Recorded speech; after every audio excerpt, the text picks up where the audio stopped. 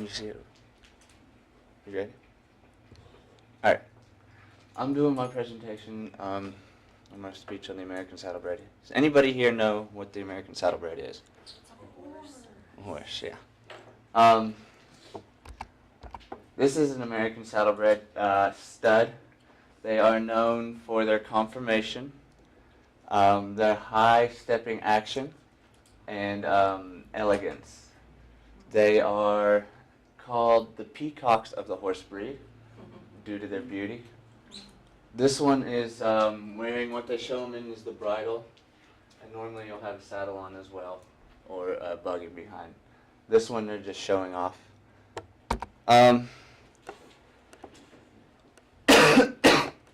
Sorry. According to the American Saddlebred Horse Association, they were bred from the riding type horses that came from the American Revolution, or during that time. They came from, the bloodline is the Narragansett Pacer, the Canadian Pacer, the Morgan, and the Thoroughbred. You should know the Thoroughbred. That's the racehorse they ride under saddle. We have three main types. There's actually four, but most of them are just go by three main types. There's the 3-gated, the 5-gated, and the harness. We'll start with the 3-gated. 3-gated is best known for its beauty and its elegance. It is the most graceful of the breed. The biggest distinction is, as you can see, they have no mane. It's to refine them, to better show off their neck, because they usually have a higher set. Their head sets up higher, and they tuck more. So they also have here's the high stepping action. And they have only 3 gaits, and those are the 3 natural horse gaits, which are walk, trot, which is like a jog, and then canter, which is more of a refined gallop. This one is doing the trot right here. Now with their habits that you wear for these style, it's a formal, so most people wear this style jacket and pants, and it's tailored to you to fit just to you. But the hat is more like a top hat, whereas the others will be more like a derby. And they do what is called equitation, which is there's big competitions for it, and it's not just how well the horse acts. You have to do patterns as well, and how well you execute the patterns, but it's also how well the rider sits, holds their hands, keeps their legs steady, how upright they are, and how in tune with their horse they are. Next we have the 5-gated, which these are more for power and speed than elegance. This horse, as you can see, this one is currently doing one of its gaits. They have 5 gaits, as it states, 5-gated. They do the 3 natural, walk, trot, canter, but they have 2 man-made gaits, which are called slow gait and rack. This horse right here is doing a rack, which is it's a 4-beat step, where the others are 2 beats, so it'll be 2 legs off, 2 legs on, but this is a 4-beat, which, as you can see, 1 leg is off, and then this leg will hit after, and then after that one, it'll be this leg, and then this leg, and if you listen carefully, you'll learn, and I tried to get a video up, but it wouldn't come, of where you can hear the beat and see how they step, all 4. They never step 2 or 2, it's always 4 beats. The Pacers, as I was talking about earlier, they do 2 beats. It'll be these 2 feet at the same time and then those 2 feet at the same time. So that's the difference. But the difference between their slow gait and their rack is the slow gait's just a slower form of the rack. The rack's the faster. But and this is the harness horse. Its most distinct feature is obviously it pulls the buggy behind. They're kind of like, they're not as powerful like the 5-gated horses, but they're not quite as elegant as the 3-gated horses, though they do have the high head set as well as the high stepping action. But like I said, they have the harness and they pull the buggy behind. They are probably the hardest to get ready because you have so many pieces to get. You obviously you have to get the buggy, and it comes in.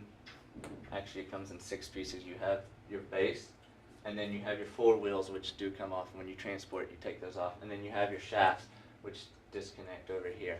So that, and then you have your harness. Obviously, you have your bridle, you have your reins, and then you have your what they call the girth, as well as the back pad, which is right here. And they're connected.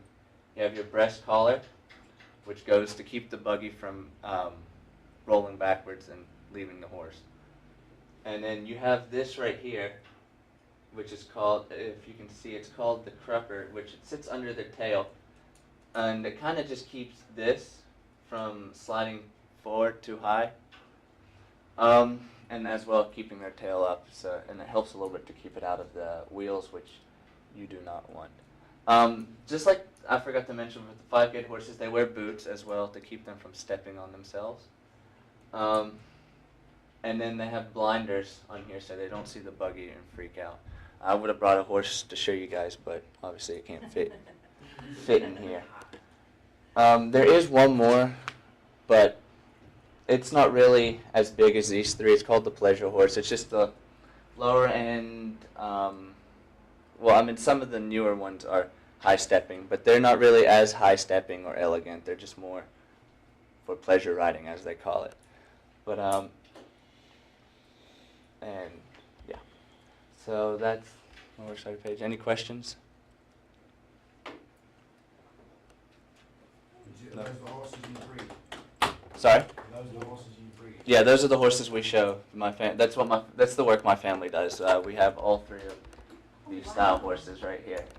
And none of them are like race horses? None of them. They're show horses. Is the middle one like a jumping horse? This one? No, we don't jump. How many horses do you have, Dre? About 40. Wow. Yeah. But no, we just take them to shows. Like this right here is the world. No, this is. I'm not sure which show this is. But we have a World's Championship, and then we have, like the Kentucky Derby, we have the 3 top, which is, one is in Lexington, one's in Louisville, and the other's in Kansas City. Oh my. But the most expensive horse is they sold for a little over $1.2 million. So, and that, they, on average, go for about anywhere between $100,000 to $1.2 million. So.